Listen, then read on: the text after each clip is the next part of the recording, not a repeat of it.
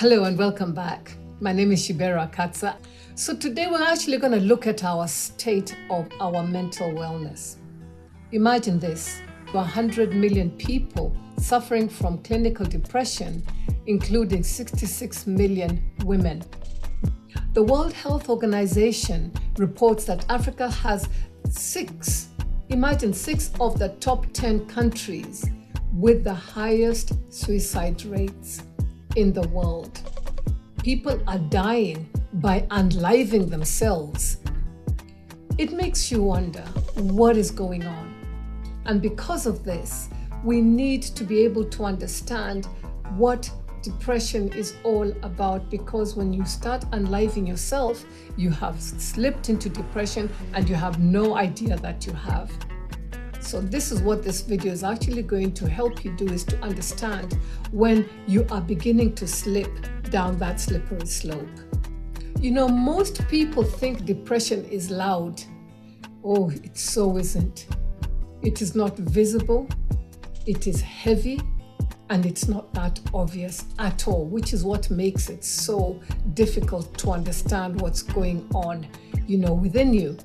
It's not as though you've had an accident and you've broken your leg and all that can be seen. No, this is actually mental, which is what makes it so difficult to understand what's going on, within you.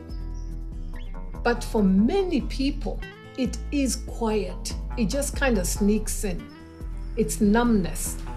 It's being fine while something inside you slowly fades away. You keep going. You keep showing up, and because you carry it so well, no one ever really notices. But you're not really living, you're just getting through. And in our African context, the whole issue of mental illness is still so stigmatized, yeah? We are not always taught how to say, I am not okay. We are taught to be strong. It goes back to that thing of being strong and to keep going, to carry it quietly. So when low moods come or depression starts really just slipping in and getting heavier and heavier, we don't always understand what's happening. We just keep moving. It looks like this. You're constantly fatigued. You're tired.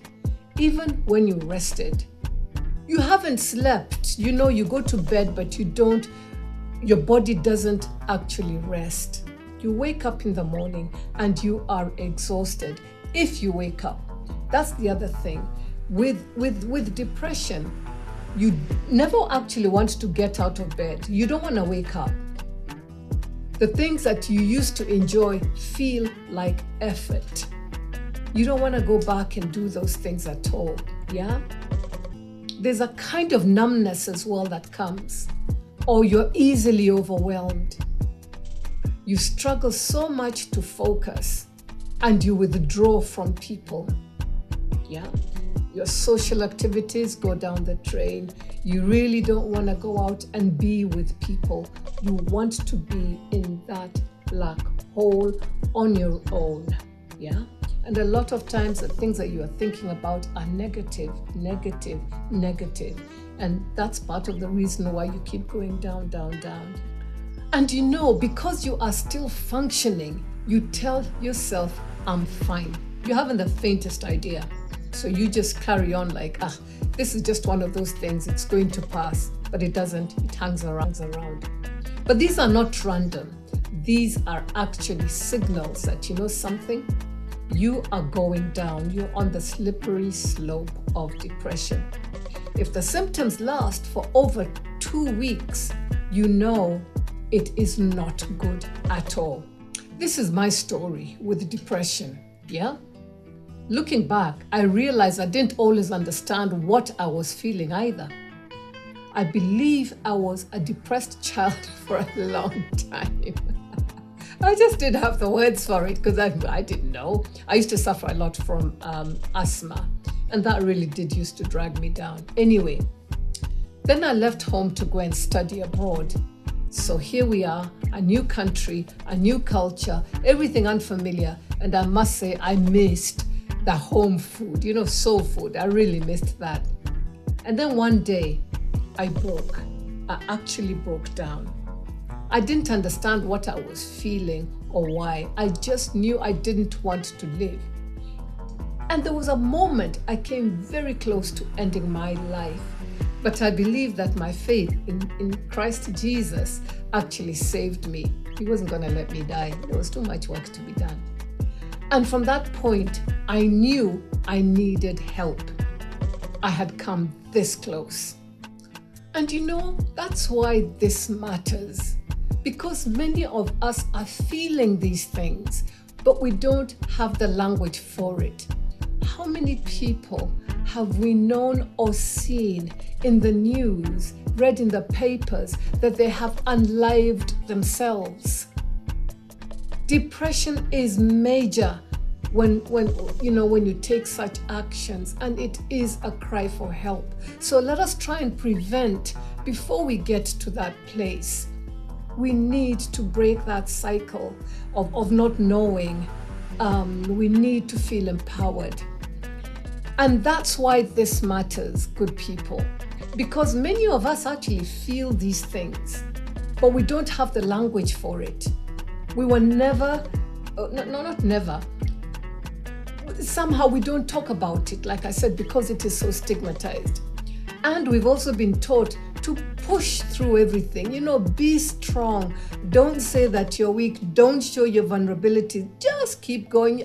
You'll be okay. And a lot of times we actually dismiss it, but it's actually very serious. But not everything is meant to be pushed through, especially this. Some things are meant to be acknowledged, because if you do not acknowledge them, you will never heal. You will stay in that spot, and things could get extremely worse for you and or your family. And so what can you do? You don't have to fix everything at once. Just begin by, number one, be honest with yourself. I am not okay. I am not okay. Just start off with that. I am not okay. Then talk to someone. You don't need to have the perfect words. Just start. Let somebody you trust know, this is how I'm feeling. But remember, I said someone you trust. Try and find out what it is that has caused you to start feeling this way. There's always a trigger that kickstarts the whole process of the negative thinking, the negative thoughts. Try and figure out what it was and where it started. If you can, again, speak to somebody and see how you can deal with that situation. Because as long as you're not dealing with that situation, things will never get better.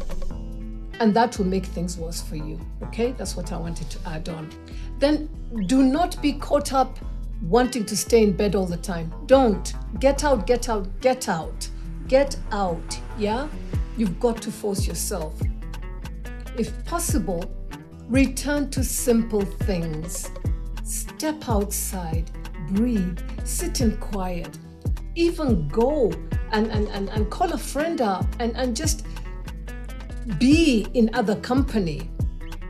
And if it feels heavy for too long, go on, seek support. If it goes on for 2 weeks plus, then you absolutely need to get professional support. One of the things about depression, it grows in isolation. So the more isolated you are, the deeper it goes. But when you break that cycle of starting to talk about it, then things will start to improve. Here's an Ubuntu anchor. Because we were never meant to do life in isolation. And that is how depression really, really grows within us. I am because we are. Healing happens in connection. And it's that connection that you have to get back to. So even if you don't feel like it, you've got to help yourself.